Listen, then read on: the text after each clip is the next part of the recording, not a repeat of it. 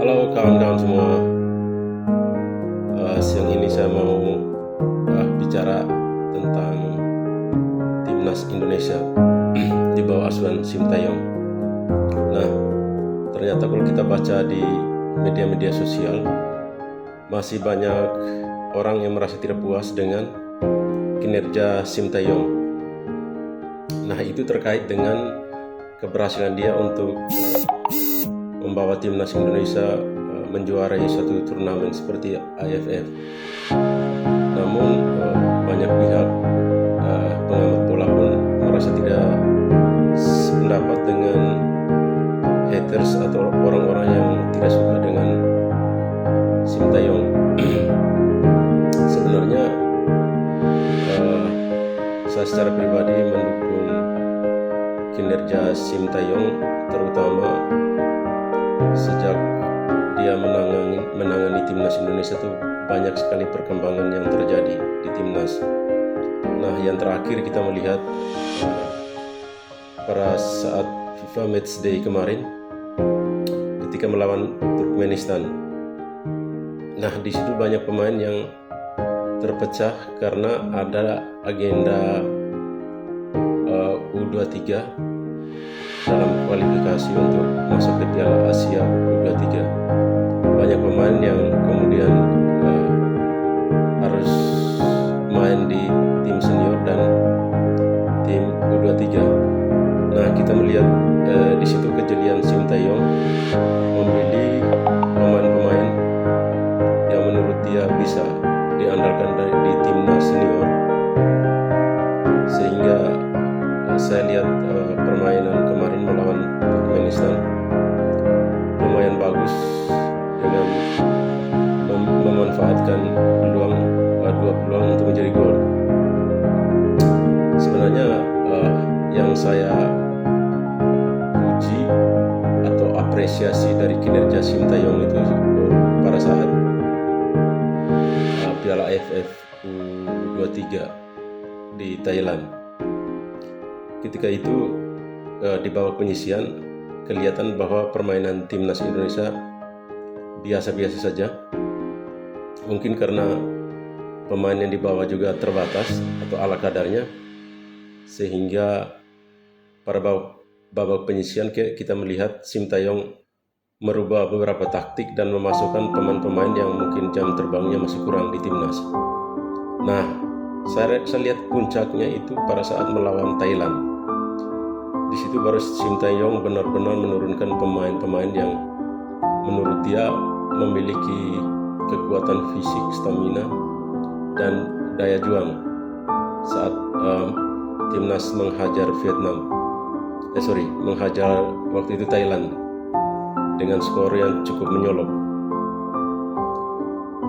Kalau tidak saya waktu itu skornya 3-1. Nah, kelebihan Sintayong menurut saya adalah kemampuan dia untuk membaca kekuatan atau kelebihan pemain dan kekurangan pemain, sehingga ketika dia melakukan perubahan taktik, di situ nampak sekali bahwa ada perubahan yang signifikan, perubahan yang sangat berarti yang sesuai dengan keinginan dia. Terakhir sekali timnas U23 kita dalam kualifikasi Piala Asia juga bisa mengalahkan Cina Taipei dengan skor telak 9-0. Nah, di situ kita melihat mungkin karena timnas Taipei ini kelasnya di bawah timnas Indonesia, sehingga saya lihat permainan timnas Taipei ini tidak berjalan dengan baik dan timnas Indonesia sangat dominan.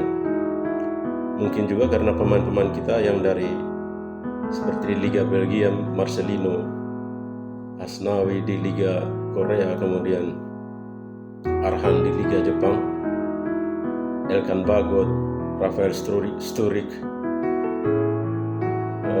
Ivan Jenner, itu kelihatan mereka sangat menonjol dalam permainan tim, sehingga sentuhan 1-2 sangat berjalan dan banyak peluang yang dimanfaatkan sehingga terjadi 9 gol ke gawang Cina Taipei.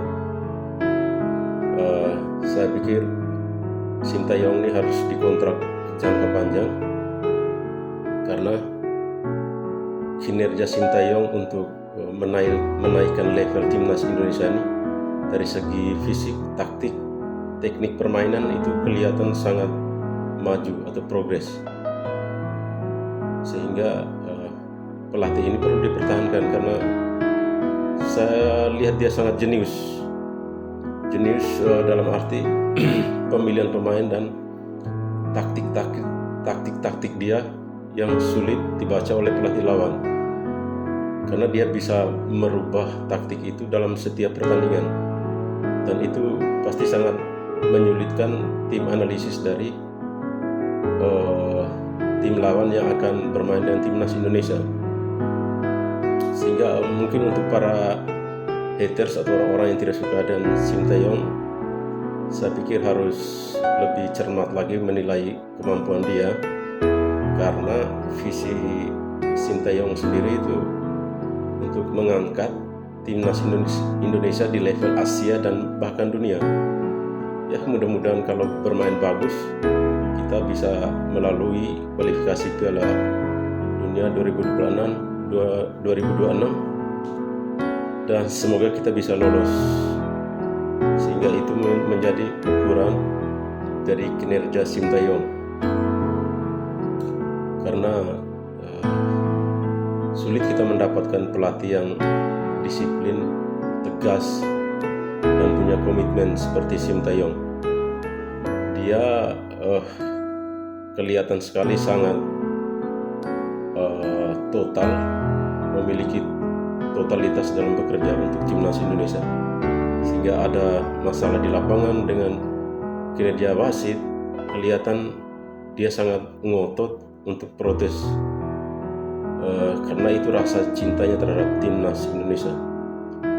Saya pikir itu aja penjelasan dari saya soal Sintayong, kelebihan-kelebihan dia yang perlu kita apresiasi.